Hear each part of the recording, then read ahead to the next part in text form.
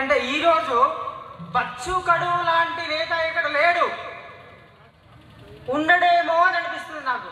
ఎందుకంటే తన స్టోరీ ఏంటంటే తన 9వ తరగతి చదువుకున్నప్పుడే తన ఊర్లో రెవల్యూషన్ తెచ్చాడు.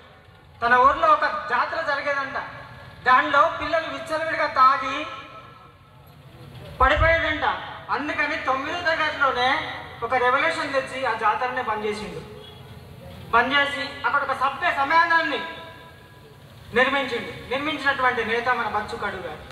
ఆయన గురించి ఇంకా చెప్పాలనుకుంటే చాలా ఉన్నాయి.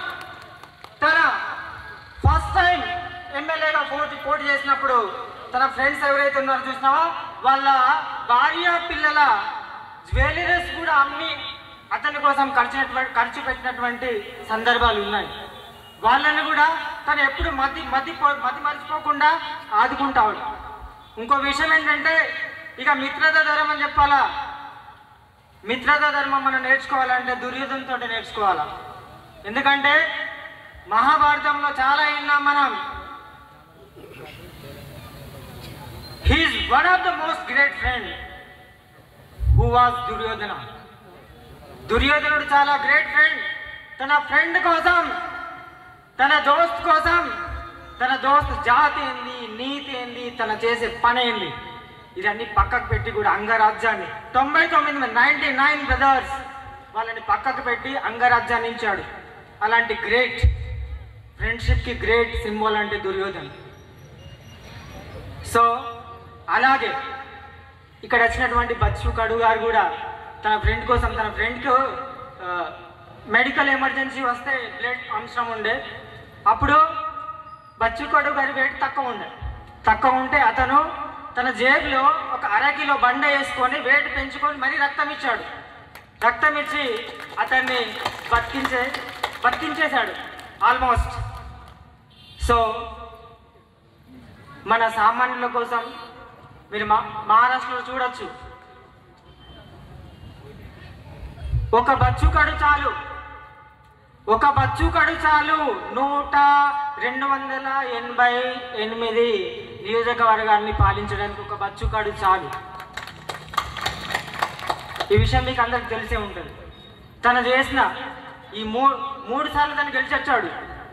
తన అమరావతి నియోజకవర్గంలో వెళ్ళండి మీరు, అక్కడ చాలా అభివృద్ధి ఉంది. ఇప్పుడు ఐదోసారి ఆయన నామినేషన్ చేశాడు.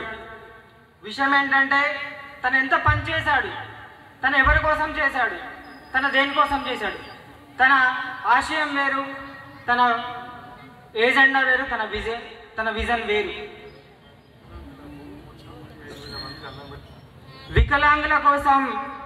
వికలాంగుల కోసం సెంట్రల్ గవర్నమెంట్కి 25,000 మందిని సమ్మెకు తీసుకుపోయినటువంటి ఏకైక నేత బచ్చు కడువు గారు. గత సంవత్సరంలో మీరు చూసుంటారు, వార్తల్లో విని ఉంటారు. కేంద్ర ప్రభుత్వం అతని సమ్మెకు సమర్థించి ఒకటే రోజు 11 GRలు పాస్ చేసినటువంటి సందర్భాలు కూడా ఉన్నాయి.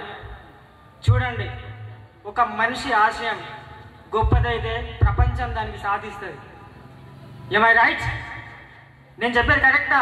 మన ఆశయం గట్టిదైతే ప్రపంచం మనకు సాధిస్తుంది. చీమ ఒకటిన్నప్పుడు ఒకటే, అది చీమల కుప్ప అయితే ఎంత విష సర్పమైనా కూడా భయపడాల్సిందే. అందుకనే ఇక్కడ వచ్చిన ప్రతి ఒక్కరికి కూడా నా మనవి ఏంటంటే మీరందరూ కూడా మన నీతాతాయి గారికి సపోర్ట్ చేసి మన గుర్తైనటువంటి బ్యాట్కు మీ అమూల్యమైన ఓట్లు వేసి భారీ మెజారిటీతో గెలిపించాలి.